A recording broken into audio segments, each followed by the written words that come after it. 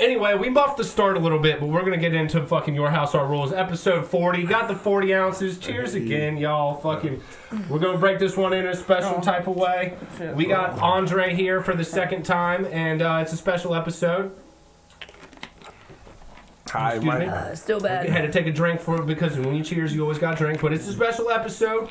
Andre Young is now joining us with Your House, Our Rules, with our little talent camp that we have. He does a lot of producing. He's a very talented DJ, whether or not he wants to admit it or not. And he just has a get to him that I think would be very valuable with this entire scene. We've got a couple people in the camp that we're going to be introducing here in the future or whatever, people that I've talked to. But he's the first one besides me and Bailey from the music aspect that we're really bringing on here. So what's up, Andre? How you doing? Hi, don't call me Andre. My name's SmileZ. Andre and SmileZ are two different people. SmileZ is out right now. Andre will be out later when he needs to be, responsible and shit. But I like melodic music. That's all I gotta say. Yeah, we actually just released another song that I kind of want to intro in real quick. We just released Charlie and the Trappin Factory with art by Sam Jackson. He killed the fucking artwork, and I thought we did a really good job with the song. It's definitely a summer vibe. It's nothing that anyone who's watching is probably going to be like, whoa, this is crazy, because it's not the heavy bass type shit that we usually have. But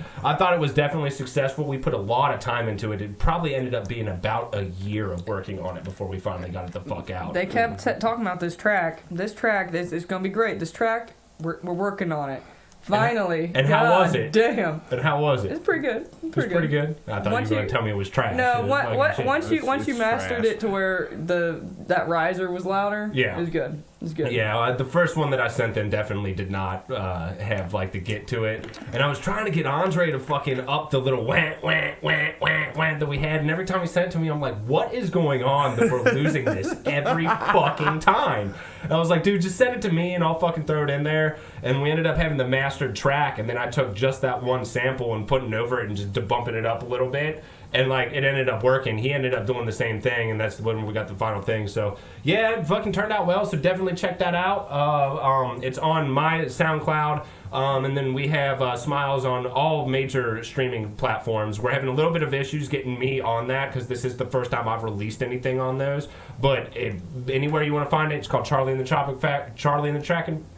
Factory. Damn, by SmileZ and Spillz. So fucking definitely go check that out. Episode 40, you know what? We got a little bit of freestyle here. It's been a while since I haven't had anything planned, but I just did a podcast with Jeff on Thursday, so we're just going to kind of freestyle it, have a little bit more of a carefree type vibe. I hope you guys enjoy. So yeah, we're going to improv it, y'all. So what y'all been up to lately? I've been working on music and stuff. I'm actually, I'm working at the All Saints Festival right now. It's pretty interesting. I've never worked, kind of as a carny. What are you working as? Are you working as a I'm serving, beer guy or something? Right, yeah, I'm serving the All Saints Festival. All Saints Festival? Yeah. Like All Saints Day, like Halloween? No, All Saints, the All Saints school and church. They're having their festival right now. Oh, okay. So I'm serving alcohol at that. Yeah, oh yeah, so you're the beer team. Really? Well, we got margaritas and daiquiris, and then we got Jello shots. Really? Where's that? So have you in Kenwood? Have you ever been a part of one of those? Because around here in the Cincinnati area, the Catholic school festivals are fucking huge. They're big deal. My parish festival, which is right down here over on Bridgetown Road, they have a parking lot across the street, and every year we have it. And each of the local West Side festivals have a week during the summer, so we're talking 22 weeks and 22 different festivals, and some festivals on the same weekend and shit like that. It's a big thing around here. I see that. I've noticed in Cincinnati, it's really Catholic around here. Where I grew up, it's old school Christians. You go to church, you get to Sunday school at 9:30 in the morning, starts at 10.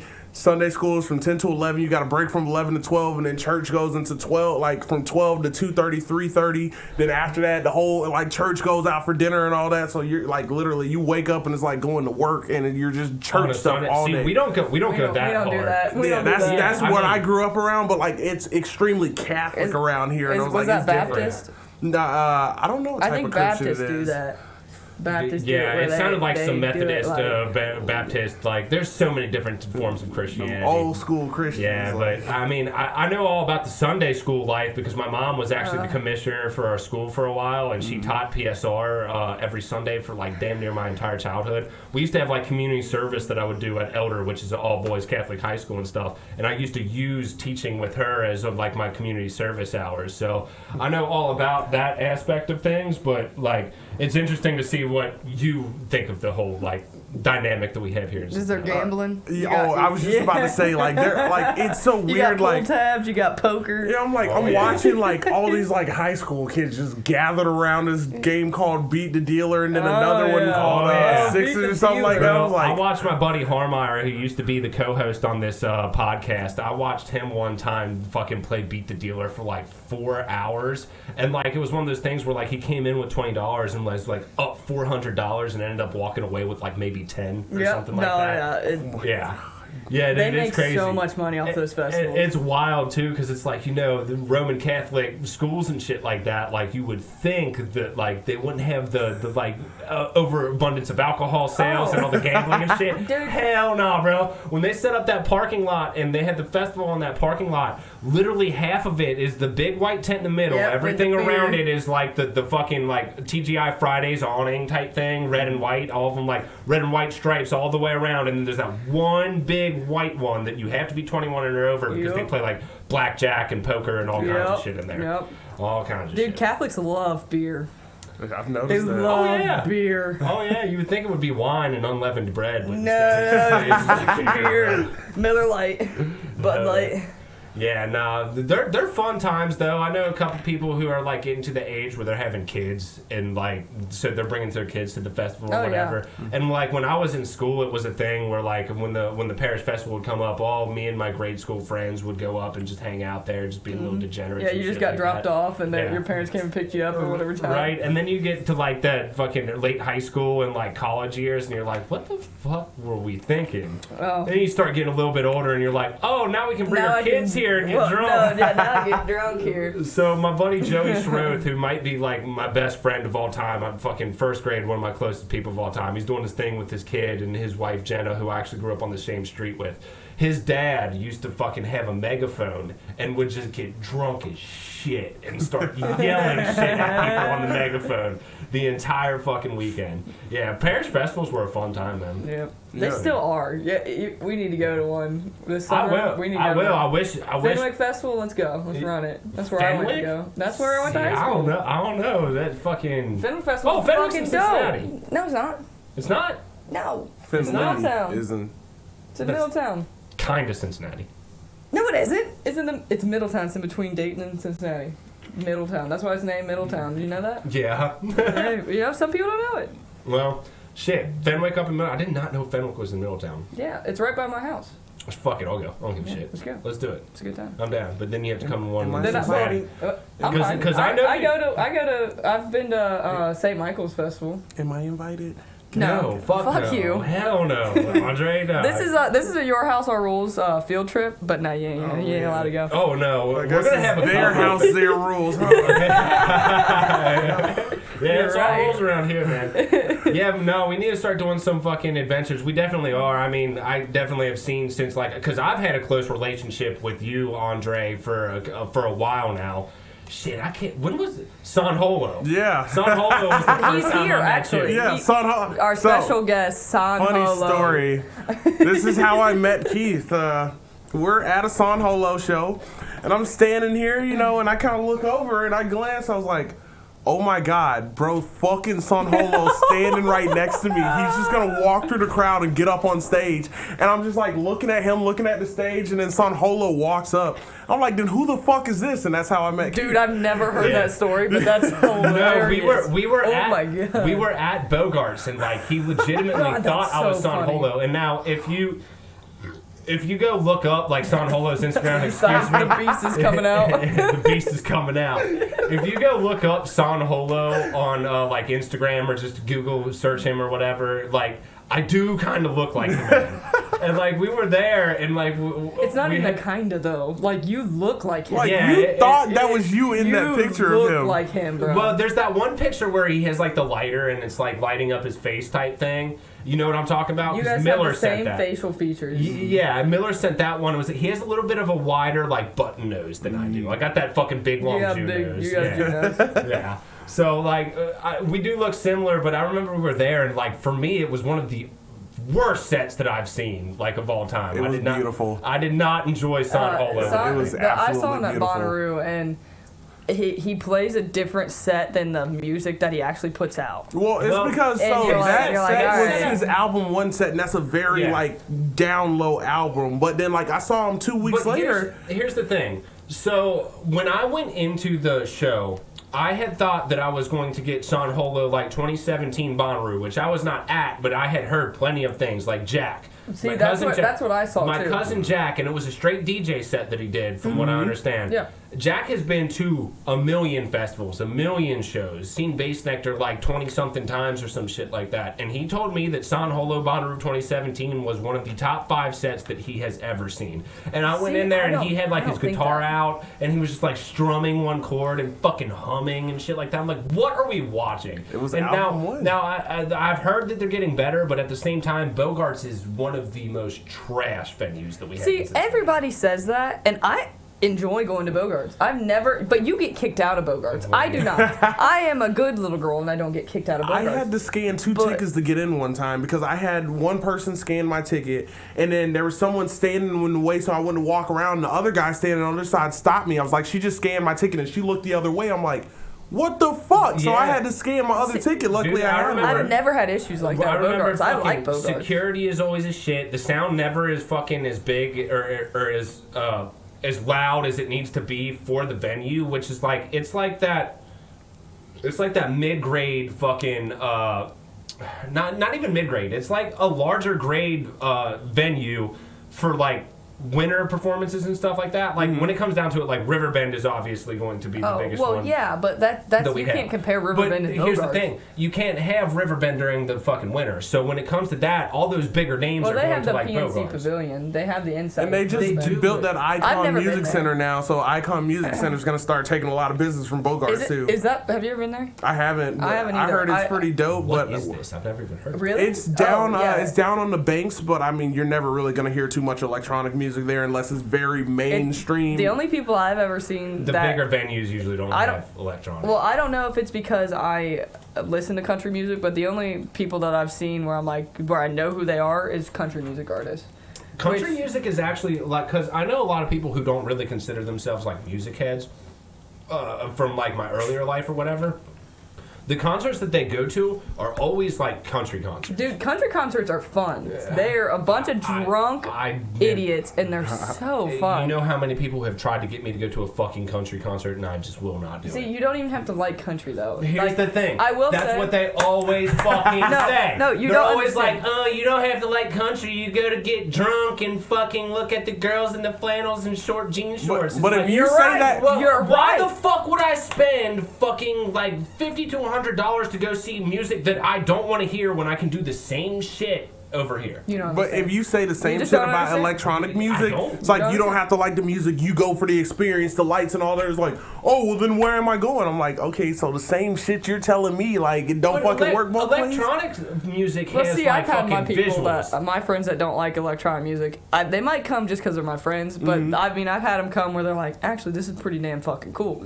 But we go to country concerts and stuff. But country concerts, you have to go see the right people. Like Zach Brown Band. Yeah, I'd like to go see them. It's like a rock concert. It's fucking dope. I promise. You're not going to get me to do it. You're missing out on life, Here's the thing about fucking electronic that, like, I understand why people don't want to get into electronic music. I understand why they're fucking scared to go or whatever. But at the same time, you get to listen to completely mastered songs. There's not going to be anything fucked up. You get to see these huge ass visuals with a laser show and shit like that. And like all you get with country music is just some I fucked my sister down by the creek. That's not true. I rode my tractor to school one day. Yeah, it's fucking fucking trash. Not true. And like, I don't want to go sit there and listen to music that I don't want to listen to, because I can listen to any type of music except country. You want to bring me to fucking Grateful Dead, and I have my fucking qualms with Grateful Dead because of their fans or whatever, but I'll go see a Grateful Dead concert. What's wrong with I'm Grateful not going to Dead go fans? sit. Oh. What's wrong with Deadheads? Really? Yeah. Oh, bro, it's like, man, I used to fucking tour with the Dead back in 1974. I've got a family ring. What about? Hey, bro, you want to fucking buy some cocaine for $200 a gram? It's like, no, I really don't want to buy your cocaine, dude. What about Bass Nectar fucking fans? Oh, they're I hate the Bass same thing. I hate Bass Nectar fans. Most EDM fans or whatever are just like that. You get those wooks where you're like, No. what the fuck? Not necessarily EDM fans, but Bass Nectar fans for sure. And I don't like the fans. I like Bass Nectar. I like the shows that he puts on. But like when I get around like Jack and all his people down in Tennessee, and they're like, fucking Bass Nectar, man, fucking dope. I've seen him 36 times. Like, shut the fuck up, dude. But it's fucking dope. People literally follow him around the I country. love being around those people. Difference is like I like some of them, but when it gets down to like the whole like hardcore, like you can't fucking tell someone that fucking Bass Nectar isn't really that good, or you can't tell someone that Grateful Dead isn't that good, because then they start getting confrontational and it's stupid. To be honest, I really don't like the Grateful Dead. Like I can listen to the music, but it's just like Yeah. Like it's okay. And don't get me wrong, like I don't really mind their music. I've heard some of the shit that they put out. Like I can get down with the whole jam band scene. I have got down with some of the jam band scene. Yeah, I can like, too. Like but it's Bonnaroo, Paradise Festival, and shit like that we have downtown. Like it's cool with it. I don't like Grateful Dead because of the fans. And like you said, with the Bass Nectar fans, they're very similar, and I don't like them. I don't like them because I just think they're funny. I met this guy in college who was a big Grateful Dead fan. His name was Jamie, I think. Yeah. Or Jimmy. His name was Jimmy, and he was the dude that had the long hair, always wore tie dye. You never saw him without tie dye. One of the coolest fucking people I've ever met. Yeah, and he's so dope. And some of them are really cool. You know, this is one thing about Grateful Dead too. So I had a job interview fucking a couple weeks ago.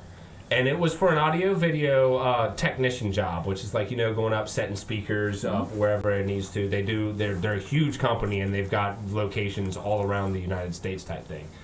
I went in there, and, like, I was doing the interview, and when they were talking to me, they're like, so what makes you want to, like, get into this field or whatever? I was like, well, I went to school for it. I was like, but to be completely honest with you, I was like, music is just my life. Like, fucking, it's something that has always resonated with me. I was like, there's fucking a lot of fucking terrible things that I've experienced that, like, music has helped me get through. And I was like, and the thing is, like, since the day I was born, I've been exposed to fucking good music, like Pink Floyd and Led Zeppelin. And they're like, man, shit, you say one more and we might just give you the job. And I was like, well, shit, who is it? And they pointed over and I was like, the Cincinnati Reds? Because I didn't see it. It was blocked behind something. I looked over and it was the fucking Grateful Dead skull. And I was like, to be completely honest with you, man, I don't like the Grateful Dead. And their faces kind of dropped a little bit. I thought it was a really good interview, but I feel like I might not have got that job because I didn't like the Grateful Dead.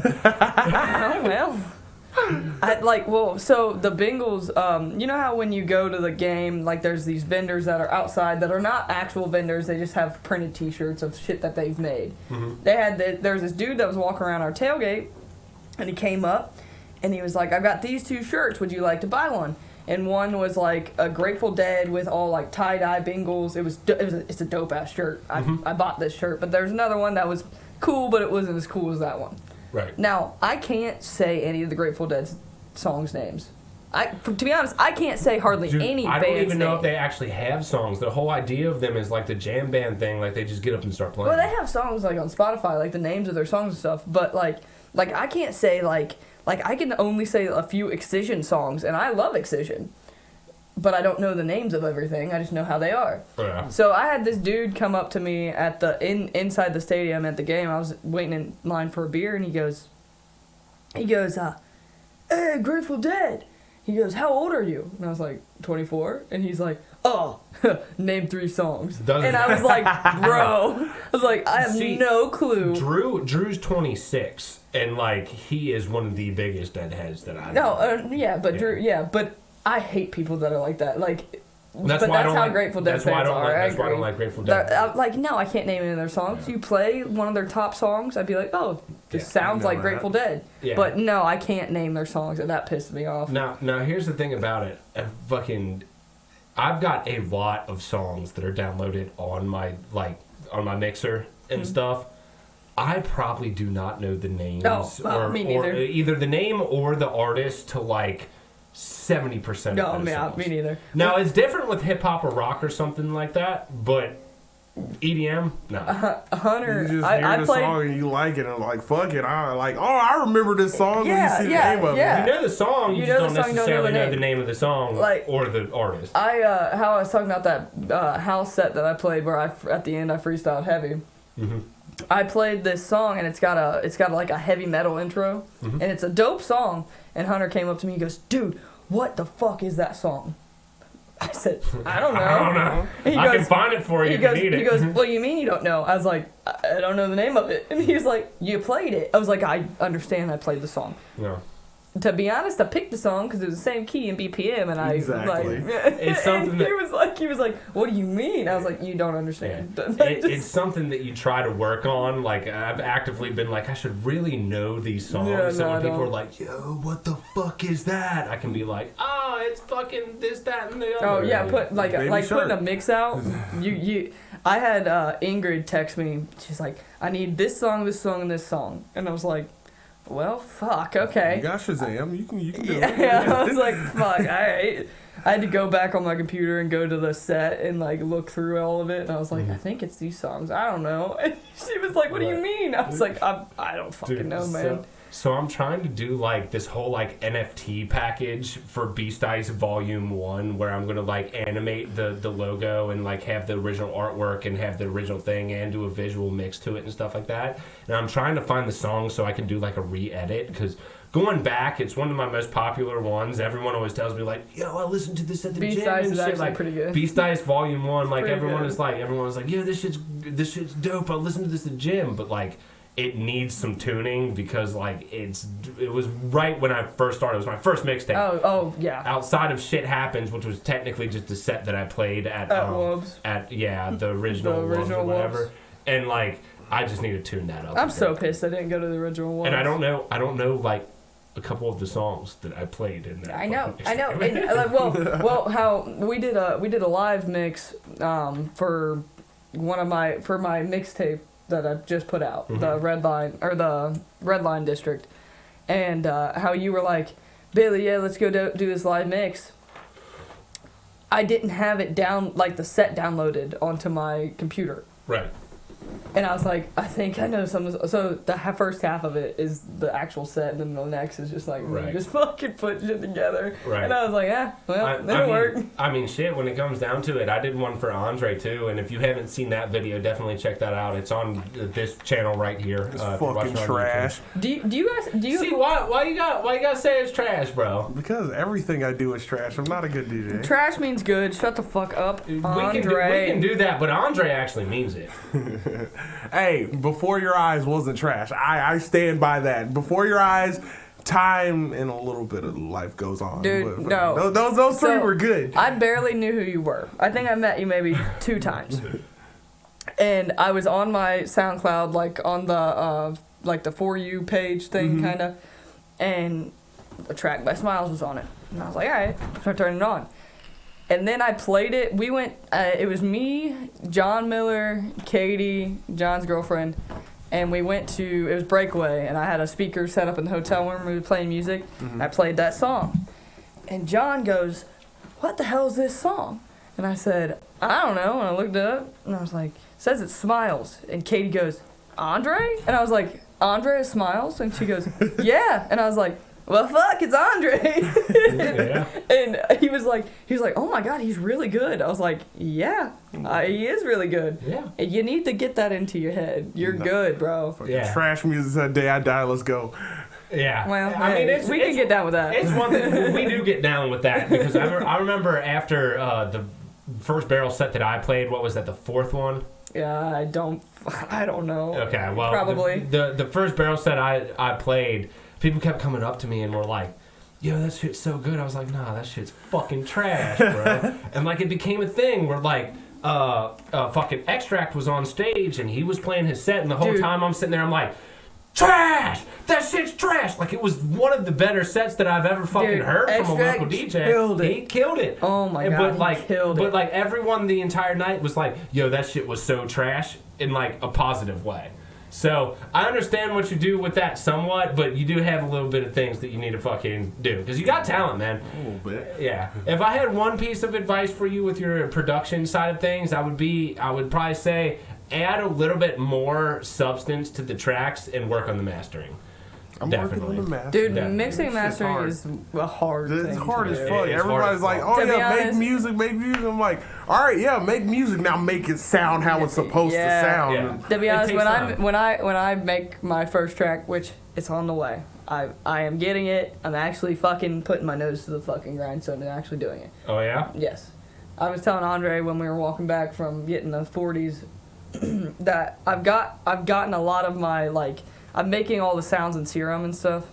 I'm trying not to use that many samples that like you get off of like Splice and stuff. I just get my vocals off of Splice.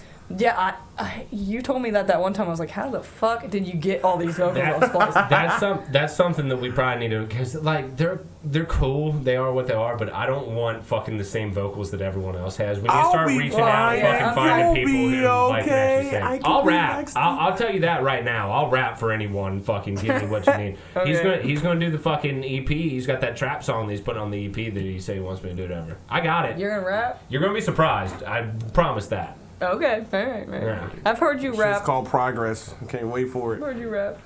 When? Fucked up at your kitchen table. That's when. It's so funny. Oh, are you talking about when I freestyle? Uh-huh. Oh, hell no. Oh, wait. Have you like made like... No, I'm talking about like sitting down and writing something. Oh, all right. Yeah, no. Right. Fuck, hell no. I would not freestyle. Why would I freestyle a track? I don't fucking know. Eminem does it. Why can't you be like Eminem? Eminem does not freestyle his tracks. Does he really not? No. Oh. If she ever tries to fucking leave again, I'm gonna tie her to the bed and set this house on fire. Yeah. Bro, I've got some fucking... Eminem's so fucking... He's so good, but god damn, his... It's degenerate. That's why I love him. Doesn't Lil Wayne freestyle all his tracks too? No. Oh. Okay, so here's the thing too. A lot of people have a misconception of what the fucking term freestyle means. A freestyle is like is like something that you have written down but haven't necessarily released yet. So when you see like Shade 45, the 5 Fingers of Death or whatever, you'll see people rapping, and sometimes you'll see what they put on the 5 Fingers of Death come out in another song with a beat. It's because they have the lyrics written down and they have everything ready to go, but it's not something they've actually produced yet. I saw LL Cool J, Sway, and someone else talking about this one time. A freestyle is not off the top of the dome. What people nowadays think is that when they say, yo, give me a freestyle, they think like, oh, come up with some shit. It is not that easy to do that shit. Anybody who can do it, and there's very few people who can. And like, if you've ever heard Eminem actually fucking come off the top of the dome, it's not very good. It's better than most, but it's not all the way there. So that's where people get the misconception of like freestyling and off the top of the dome. Off the top of the dome, no one can put together a good song off the top of the dome. They can't. No. They can't. I can't put together a song in general, so. And if you're like a trained rapper who fucking actually knows what they're doing, they have lines in their head that fucking they know and they can like recite and put it to a beat or whatever, and that's how they kind of get the freestyles they are. But that just comes down to being prepared. This is horrible. I just have to say it again. I already got buzzed, and I don't even think I've gotten halfway through. How much? 5.9. Well, how much do you drink, Andre? I don't drink very often no more. Really? Back in my Japan days, that shit was fucking. Oh. Tell us some shit about Japan, man. Oh man, I was a fucking degenerate over there. Well, yeah, Marines, man. Yeah, fucking. Wait, you were a Marine? Yeah. I just thought he always says I was in the military. He doesn't say, hey, I'm a Marine. Yeah. All right. Which is odd. Go on. Usually the Marines are like, I'm a fucking Marine. Yeah, God damn it. I didn't know he was a Marine. Yeah, I was in the Marine Corps for 6 years and 9 months, I think it was. Yeah, 6 years and 9 months. That's a long. How weird old are you? I'm 26. What the? I didn't know you're 26 either. Yeah, it is funny because like I'll tell people at work. Why am I the oldest one?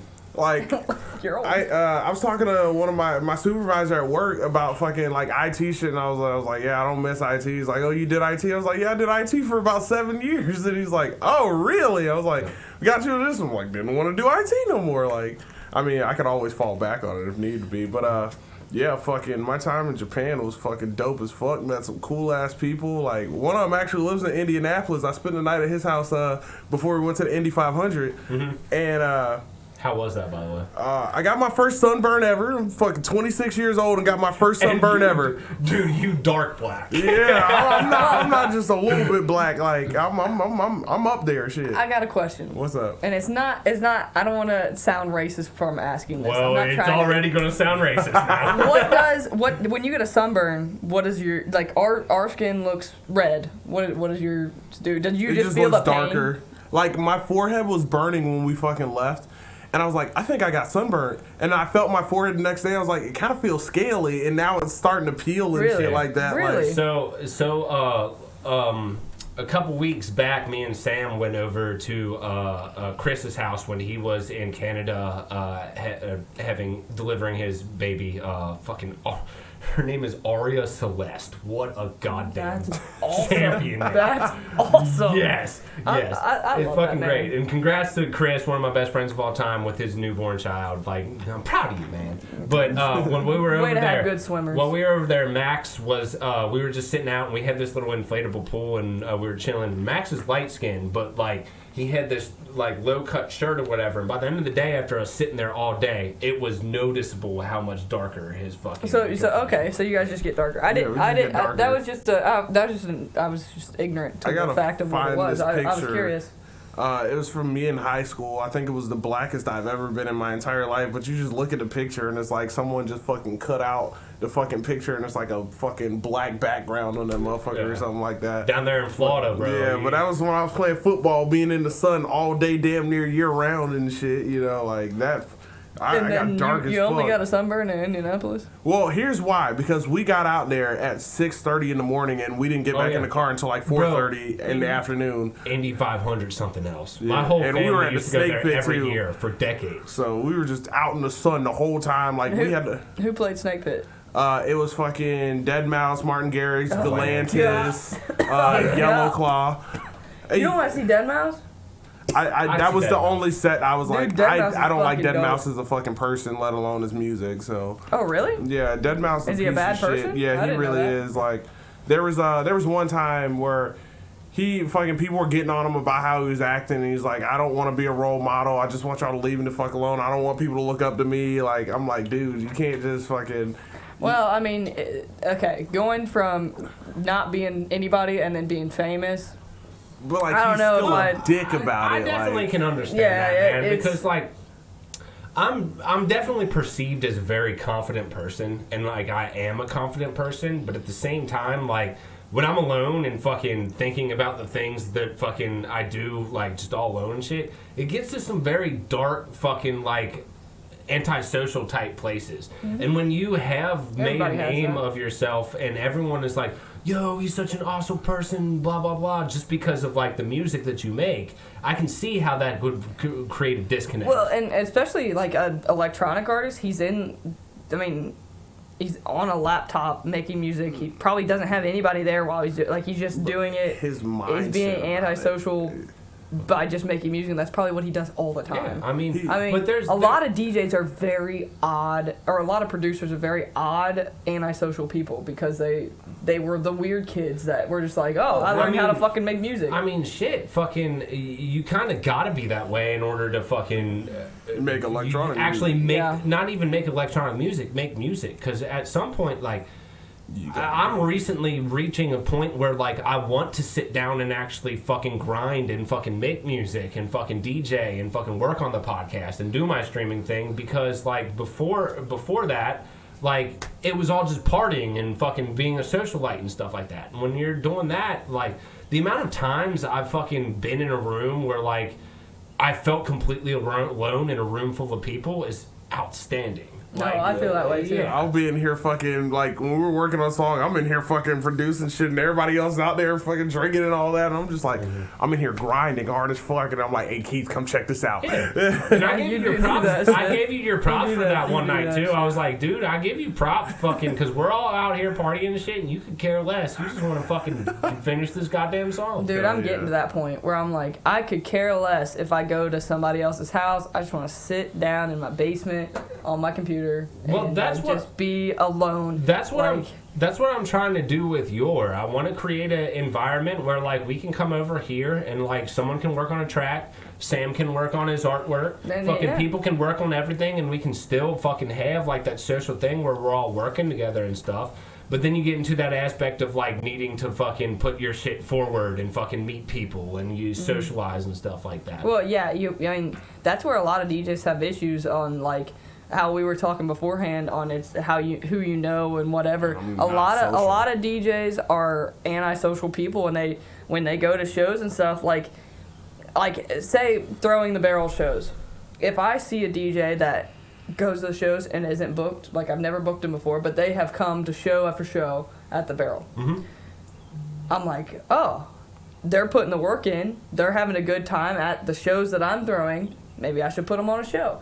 And that's a horrible, in my mind, that's a horrible way to look at it, but that's how it is in the whole electronic world. Or at least the local scene. It's the entire, it's really the entire fucking famous fucking type thing. Yeah. Like, it's all about who you know. Like, you can be a talented actor, you can be a talented musician, you can be a talented whatever will get you to that fucking level of stardom, but there's also a million other people that are just as talented as you. Yep. So it becomes who you know. Yep, it does, yeah. And like, I mean, shit, fucking, I got a snub for fucking Geek Out, fucking, that's coming out next week, and you know, I'm not fucking mad about it, or I'm fucking not saying that they should do their thing. I think that's going to be an excellent time. They've definitely got the setup, they've got the artists to do so, but when I look at it and look at like the views that I have on SoundCloud and like the amount of people that are paying attention to me, I think that I should have been able to play a show there, and it didn't necessarily happen. It is what it is, but I also understand the fucking community and the fucking mindset behind it, and like, I haven't done what I need to do to fucking meet the people that I need to be to play that festival. Well, I mean, the thing about Geek Out is I was even nervous about not getting on. Like, and I go to shows, and I go to more shows than you do, and I have met people and whatever, but I was still nervous about not getting on. But I did not think that you would not get on, and I didn't know that you applied. I definitely didn't think you would not get on. But I don't understand how. I understand the aspect of throwing shows because I do it, and like, you can't get everybody onto the lineup. Yeah. But there are people on the lineup that are littler. I'm not a big DJ, but littler, that you guys are. In the whole aspect of, as a whole, are bigger than them. Yeah. So it is confusing. And it's not even bigger, too. It's one of those things where, like, you reach a fucking, like, I don't think people necessarily understand the fucking reach that I have. And I'm not saying that, like, I have a fucking reach that's, like, huge or anything like that. Like, people aren't going to tour all around, but, like, the Nashville community, I'm way more fucking involved with like people in Nashville and shit like that than I am around here. Oh, I've thought about moving to Nashville so many times. Yeah. So many times. Yeah. Just because of how, I am too, just because of how the music scene is there from my perspective. And the Cincinnati music scene, it's falling apart. I've seen a lot of posts on Facebook from different people where they're like, I don't want to play shows anymore in Cincinnati.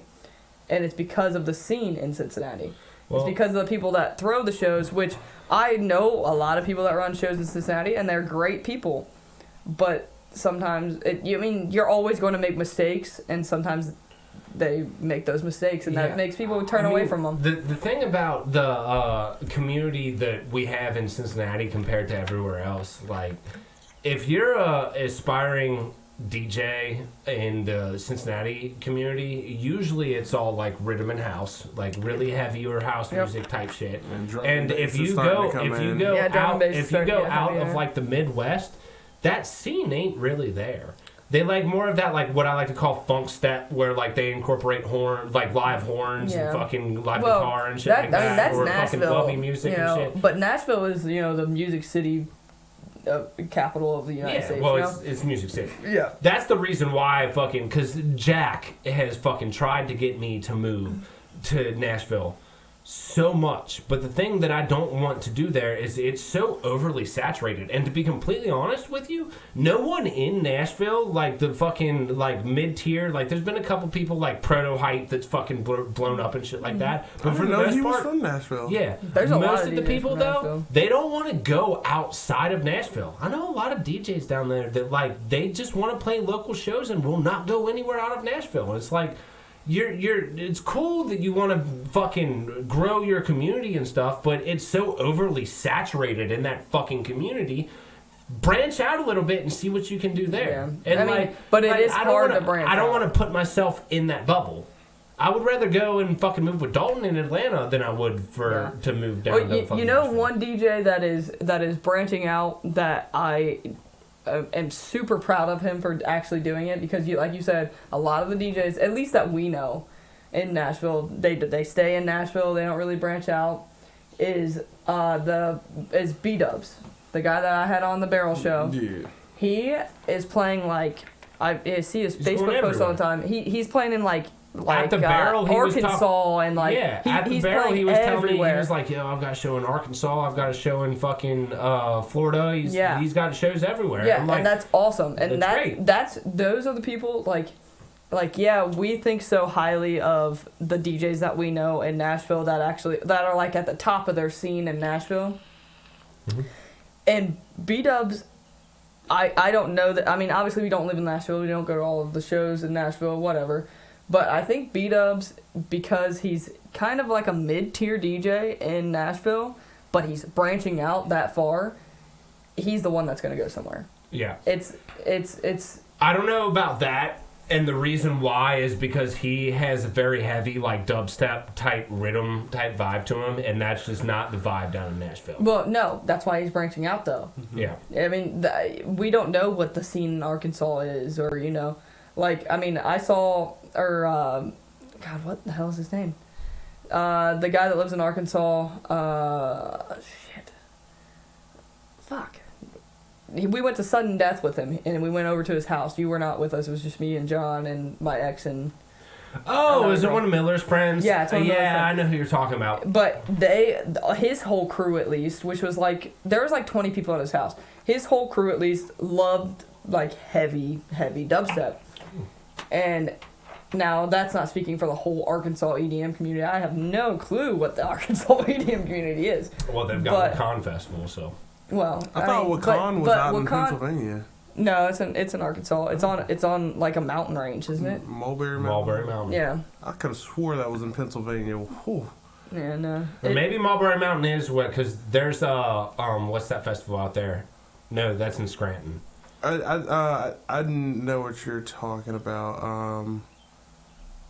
Fuck, what is that? There's one in Pennsylvania that's in it's Scranton or some shit, and they have like jam bands and fucking more like the grammatic type shit. Yeah. But yeah. But I mean, to be honest, the place that people throw festivals and stuff like Lost Lands, yes, and Cincinnati scene and Columbus scene, the rhythm and heavy dubstep is a huge thing. But I don't think that's what Excision was like pointing out. No. I think he just found a venue that was big enough to hold that festival. Is it Backwoods you're talking about? It might be Backwoods. We got Backwoods, Springtime, Arkansas, Brewgrass, Power Music, Riverfest, Eureka Springs. Backwoods, I think it was Backwoods. It sounds familiar. I think Mulberry Mountain might be the one out in like the Scranton area or whatever. I can't remember the name of it for the life of me, but they have like this one band that's always there. Bass Nectar played there all the time. And like it's a good, it's a really dope fucking show that they play, but it is on like a mountain, and the problem that they have is like the campers, like if it rains, they just get absolutely flooded. Because like isn't the stage like at the top and like basically you're just the camping sites are there, so it's all down in that inner bowl. You were talking about Excision, and like he just kind of picked a venue. I think he just picked a venue. He picked Legend Valley, and when it comes down to it, Legend Valley and Red Rock are like the two fucking serious natural amphitheaters that Dude, will Legend do it. Valley is And that is one thing that I will say. say. If you are interested in checking out the electronic community, Lost Lands really, really, really has the production that you want to go to. Now, I know a lot of people are turned off by like the rhythm and the fucking heavy dubstep and shit like that. It's a heavier crowd. They have some that are outside of that, and you can go to it and see like other shit that is not just all that heavy shit. But there's a reason why fucking he did it there. It's because it is one of the best sound productions I've ever heard. Period. Well, it is dude, disgusting. the amount of sound that he brings to that festival is crazy. But what sucks? But it's not just the sound that he brings; it's the fucking tuned. Well, like you can bring a fucking 1.5 million watts of bass, but the fact that you can hear the highs over that too. Oh god! The year that we didn't go last year, we didn't go to Lost Lands last year. I heard from it was some guy at Mad Frog. I can't remember who. I meet way too many people in Mad Frog. But it was some guy at Mad Frog, and he was like, "Did you go to Lost Lands last year?" And I was like, "Nah, I didn't go to Lost Lands last year. I wish I did." He goes, "To be honest, because of all the complaints around Legend Valley from Lost Lands, they had to turn the music down. That's why they had to make it not as spectacular." They did that the year we were there. I don't think so. Yes, they did. At 12 o'clock, they turned all the shit at half mast. I You don't didn't know remember that? You No. remember Champagne Drip fucking on the side stage at fucking half volume? Well, no, that's not what I'm talking about. I'm talking about like main stage during the actual festival. They didn't have main stage past 12. I know. I'm not talking about past 12. I'm talking about in general. He was like the actual like Excision set. You know, he plays 3 sets or whatever that whole festival. He said Excision set from the year that we went to this year or to last year. The volume of the music and the way that it hits, like when you're at Lost Lands, it's like you can barely talk because of the bass hitting you in the chest. I disagree with that totally. Really? Yes. Oh, I do not. Yeah. When I went to Lost Lands, it was fucking... It was beautiful. It was beautiful. I'm not saying it wasn't. No, it was literally the best tuned sound system I have ever heard in my entire life. It was... I can sit here fucking 200 feet from the stage and fucking be able to talk to you, but still hear the highs, mids, and lows all perfectly tuned together. Now, the problem that fucking arose with it was that after 12 o'clock, because they have so many issues with Thornville and the community that fucking around that, not the EDM community, but the people that just live there, they had to turn it down after that time because, like, people were talking, like, 10 miles away, we could feel our houses shaking. No, well, that's why I went to bed at Lost Lands. Like, you know me. If I am out of music festival... Yeah, you're a bitch. No. At your house, I'm a bitch because I'm like, fuck you guys, I'm going to bed. You're like that all the time. No, I am not. I'm going to throw this really cool show at the barrel, and then, like, you know what, I might just pass out at fucking 12 o'clock. All right, Kevin Hart, chill out. Lies. No, like Bonnaroo. I didn't meet you when I was going to Bonnaroo. I was around you. I did not know who you were. I never met you. Yeah, never I know, even but seen we were around each other because I was we hanging were out with John and who the fuck's the long-haired dude? He looks like a Greek god. I know exactly who you're talking about. I was thinking about him the other day. Fuck, I can't remember his name. Jacob. No. He did that because when we did the fucking live stream at your house on Eden. Yeah, he played. He started out with that fucking Eternal great. Now fucking LS Dream with the fucking stupid ass gas. This has gas. LS Dream is gas, bro. He's by far the best producer in the game, right? You want to know what's crazy? Like, I never listened to very much LS Dream, but when I saw him at fucking Hijinks, one of my favorite fucking sets. LS Dream is the fucking truth, bro. Like, since the day that we saw him at the Wakan tour in 2018, when he had just switched from Brills to fucking LS Dream and started doing his thing, me, Max, and Mills been on. LS Dream was Brills? Yeah. Yes. I didn't know that. Mm-hmm. Oh my god. Brills has this song. Brills has this song that's like, it talks about like an alien invasion, and I've been trying to find a remix of that for like the past 2 weeks. I can't fucking find it. It's in my likes somewhere, but I have fucking like 5,000 songs in my likes, so who knows if I ever will find it again. Yeah. But I didn't know that. That's dope. Yeah, that's Brills. Huh. But we're starting to get to the end of the podcast, so I'm gonna go ahead and move it into our last segment of the fucking podcast, which is always what you've been sipping on, any type of media that you've been consuming. What we got, y'all? Andre, I'll start with you. I mean, I don't really pay attention to media too much. The only thing I've really been seeing, like... Media? You listen to music all the time. Yeah, music. Like music-wise. Music you've heard, any type fucking of media. shows that you've watched, fucking anything. I know you watch TV. I really only watch Family Guy. Like, that's... Oh. I mean, Family Guy season 20 just ended. I'm waiting for the new season to come out of that. They're still making those? Yeah, they apparently, I think they got... Is Family Guy syndicated? What the fuck's that mean? Syndicated means that they will continue making that fucking show until there is no more interest in it. Oh, well, Yeah. fuck. Yeah, they're not gonna stop. Like I was kind of nervous about it, but I looked and apparently they already approved like season 21 and season 22. So like they're out of ideas 100%. They're just pulling shit out of their ass now. Syndicated is one of those things where it's like year by year, but like it's syndicated into the network. So, like, Family Guy is, I don't know who fucking produces CBS, ABC, one of those big companies or whatever. I don't watch any of those. They will continue making Family Guy until there is no more interest and they will not be able to make money into it. South Park syndicated through fucking Comedy Central. See, South Park, Family Guy, all those, I literally... Sometimes I'll turn them on, but I'm usually not watching them. I'm usually doing other things. They're great shows. I can't even think of the word, but like every Monday when I get in bed and get ready to go to sleep, I look for two things. Family Guy, new episode of Family Guy because they release on Mondays at 3 a.m. on Hulu. And then there's this meme guy who I've been following. I think they're at, it's called Unusual Memes on YouTube. I've been following them since, I think, number 118, and right now they're on like 180 something, and they release them almost every single week, and I've watched back to like, you know, the 50th one or whatever, and like I've just watched this dude's channel blow up.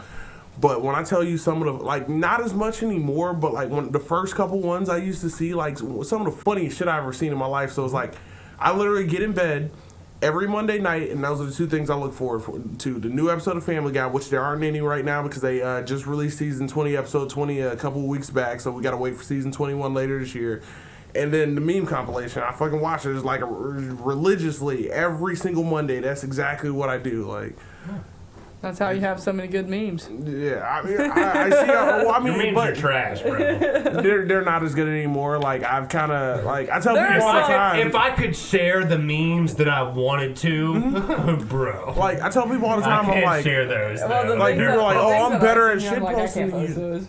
Yeah, like people are like, I'm better at shit posting than you. I'm like, dude, like I don't really do it as much anymore. Like I've been doing this shit since 2010. There's a difference between being better at shit posting and fucking at this point in time knowing being you're willing to fucking post the shit that you really want to post. Because I don't post anywhere close, like fucking 80% of the great memes that I have, I can't post on fucking Facebook, bro. It was like, I used to be able to like, at like way back when, like I could post whatever, you know, it's like my family eventually got over it. Like this dude's crazy as hell. Like they don't even, like my mom will see shit I post and like probably shouldn't be posting. Yeah, my family's over giving up on me for the most part. But like nowadays, like I'll see something I'm like, that's funny as fuck, but I'm like, I can't share that. Like, you know, like I'm at the point where like, so with this whole music thing, me doing music, I'm like, okay, I'm at a point. You gotta take a step back. Yep. I'm at a point where, like, I mean, it's not even stuff that's just absolutely horrible. It's just like certain people may not like what I posted. Well, it's the not algorithm. even the persona that you fucking put forward. It's the algorithm. It's the algorithm. Because if you put more fucking statuses a day. And like, say Charlie and the Trappin Factory. I told you. I said I did not shit I post said you it's released this song. We released the song. You need to fucking not post like you normally do, just because the fucking amount of shit that you post. It'll cover it up with all the shit that are looking at it. So I gotta take a step back for a second. I've gone through my page and like I've noticed that with like my music and like general, like I posted my music. I was like, I made this post at 12:42 p.m. talking about my music, you know, oh my God, I just released a new song. This is my favorite thing I've ever released. 2 likes. Yeah. The very next post, 3 minutes later, 40 fucking likes, and I'm like, Yep. what? Yeah, it's the Bro, algorithm. People are bro. way. It's- Well, that's not even the algorithm. It's more fucking. People are more likely to fucking slap a like on fucking a funny meme than they are for your own shit. To be honest. It's fucked up. It's fucked up, but it does work that way. So I've and the seen- more and more likes you get, the more and more comments they get, the more and more it's going to boost it on other people's Yeah. pages. So something that I've seen that I haven't talked to you about is that like a lot of like DJs are posting like their track and whatever, but then like with it they're posting like a funny meme with it. Mm-hmm. That's what I like. I don't Yeah. post memes with it, but I've gotten to the point where like I start talking shit about it. Like I don't know if you saw when I first announced that we were releasing Charlie and the Trappin Factory. I'm like, hey, me and Spillz got some fresh pressed garbage off the fucking DAW. Like, Yeah. you know, it's just like, okay, I'm incorporating who I am as a person, just a fucking comical person, into my music stuff. And it was like, even though all my music, like I make melodic and, you know, kind of low down, not necessarily sad but emotional music, so it's like I gotta find a way to kind of mix those together. Yep. To where I can be the person I am but post the music that I make, even Yep. though like I mean, and also, I know you have like a SmileZ page on Facebook or whatever. Try to promote that SmileZ page as much as you can, and get the likes up on that or the shit or whatever. I think it's likes, and so when you post on the SmileZ page, post all your music on the SmileZ page, everything, then you'll get more likes on that. Like it'll hit the algorithm different. I just had a post hit the algorithm randomly. I don't know if you saw it. I got a new jersey from Focus, which his jersey's dope as fuck. Have you seen that? Yeah. I gotta show you a picture of it. But like his new jersey's dope as fuck. Like a lot of DJ jerseys, and like I'm like no means shitting on them. I got some cool ass DJ jerseys, but a lot of them they're like black and they'll add a little bit of color to it, or they're white and they'll add a little bit of color to it. This dude went fucking all out with this fucking jersey, and like it's. Oh shit. Yeah, like Oh, I saw that post. I didn't know that was Focus. And so I posted this on my SmileZ page, and then like its reach was like a fucking 1,000 people in like last couple days. I'm like, Yep. none of my stuff ever gets to that on there, and like it's weird what actually. Well, did you hits the did you algorithm. tag Focus in it? No, or wait, I might have, but like even when I've tagged other people and stuff, like it just doesn't hit algorithms. It's weird. Like for example, on Facebook, my most shared post right now.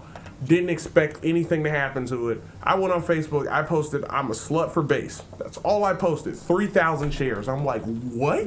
Yep. That's like The algorithm for Facebook is odd. The Facebook algorithm is not in our favor as DJs or producers. memes ever. are always gonna be better on the algorithm for me on Facebook, and my music doesn't really get too many. Like every now and then people start sharing it. It's like okay, then it'll get a little bit better, but Yeah, but also you can't take the like your engagement on Facebook or any social media site as Sorry. oh We lost video too. we oh did. nice. No, that's cool. I figured it might have, but continue. Okay. You can't take that as like a true gauge of how people your will things scroll are doing. past it and it'll count as a reach. and- Yeah. You can't. Yeah. Well, I'm not even saying that. Like, take like the amount of listens that a track gets, or not even. Don't even take likes of a track or the shares of a track, because that'll fuck with your head too much. Mhm. There's the amount of listens of it, because I listen to songs where I'm like, God, that's a good song, and I forget to like it, or I forget to share it. Like it's not the way that our world works now. People are so quick to just scroll past things or listen to it and be like, man, that's awesome, and then be like, fuck, I can't find it again. But that's just how the world we live in with social media. That's why I never do that Yeah, anymore. social media is a cancer. In all honesty, it's not the greatest thing in the world. My track Before Your It's a Eyes gift and a blew curse. up. Yeah. Like if you like for just one streaming service, that song has more likes than anything I've ever released, and it got to that point in one weekend. Yep. Like I released it on Friday, It was Tuesday I also checked. it was also the best thing that you released though. It was, but like I don't think that it was a billion times better. No, than and Well, I see, do understand that. So I do understand like that. that's talking about our sets. How I was like, you'll go play a set and you'll be like, God, that was fucking horrible. And then you'll get off stage and people are like, oh my God, that's one of the best sets I've ever heard you play. Mm-hmm. You are way too hard of a critic on yourself. Yeah, Everybody it pushes everybody you to be has better. that. That's disease. another gift and a curse. Yeah, too. everybody has it's that good, disease. It's good to have that criticism to yourself to be able to be like, yo, I can do better here, I can do better here, I can do better here. But at the same time, if you get too far into it, then all of a sudden you are fucking creating a dynamic that is not conducive to you making good shit. Yep. Mm-hmm. Yep. Yeah. Yeah. So, it was like, So, Bailey, What? what you been sipping on? I mean, to be honest, I got together the barrel lineup. yeah. I'll Oh, yeah. release that shit. Yeah. 7th, right? I think so. I have not been keeping really good track of what installment it is. It's kind of just like a thing that happens every once in a while. Trash. Yeah, yeah. But this lineup, it's pretty good in my opinion. We have Brute, who's out of Columbus. We have Christian Synthesizer. He's out of Cincinnati. We have Christian is one of the ones that I really want to get on. Then we have Pearls and fucking Wix Doctor. Yeah. And Wix Doctor, he is newer. Second time coming. That is his second time coming. He came, I think the third barrel show that I threw. And I met him at Mad Frog, and he was super nice. Him and his fiance, cool. They're super nice people. And he was like, I'm thinking about DJing. And I said, well, you know what? I have your first show. He goes, what do you mean? I said, I throw shows. I'm gonna put you on the first show. Nah, and we had him for, it was the first set that I played at the Barrel too. Yep. And like I thought that he really played better than you know what's crazy about him is he didn't have Record Box. He only had Serato. So he had to figure out how to transfer everything to Record Box, and then he had a sheet of paper that he went off of for his time keys and stuff. Mm-hmm. And it was awesome. And I was like, oh my God, that's dope. I'm glad you put that work in. Definitely a cool guy. We got a cool crew that's coming in for this one. Synthesizer, Christian Trochet, he's one of the like most outgoing people. He's making moves that I have met in the entire community. I'm not a huge fan of the rhythm. He's a rhythm DJ, and we all know that I'm not a huge fan of rhythm. But like, he's one of like the coolest people that I've met in the scene. No, he's making moves, man. He's always ready to do the damn thing. Yep. He's ready to fucking bring some people, and like I've been trying to get him on. We wanted to get him on the fucking last one when we did the back to back. My second set there. He ended up not being able to. He had a show booked. No, he had a show. But I made sure to get him on this one. And then it's gonna be a good time. I think we're gonna have a really good show. We have heavy hitters bringing the subs and the CDJs. And one thing that I think that's going to happen with the Barrel that we learned from the last time is localizing the sound a little bit more. Yeah. We had 2 stages last time, and it didn't necessarily go the way we wanted to because people were too divided on whether or not they wanted to go to the side stage. Well, a lot of people didn't know that there was a side stage because usually when I have 2 stages, it's outside. It's also tucked back in that little party room, fucking tucked behind that little sliding door, and people like don't even know it's there. Yeah, it's still on the mic, fucking yelling at anybody who can fucking hear. Which I'm not gonna lie, we might be able to turn that entire fucking like little party room that they have back there into its own little rave scene. Well, see, I in my head, I'm thinking vendors. Yeah, that's what I was vendors, about to say. live art.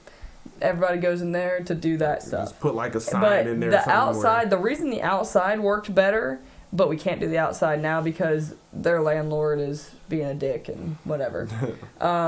The outside, people go out to smoke. To be honest, everybody in the rave fucking scene smokes. Mm-hmm. So they go outside, they smoke. They're like, oh shit, there's a stage out here. We're going to listen to whatever the hell they got going on.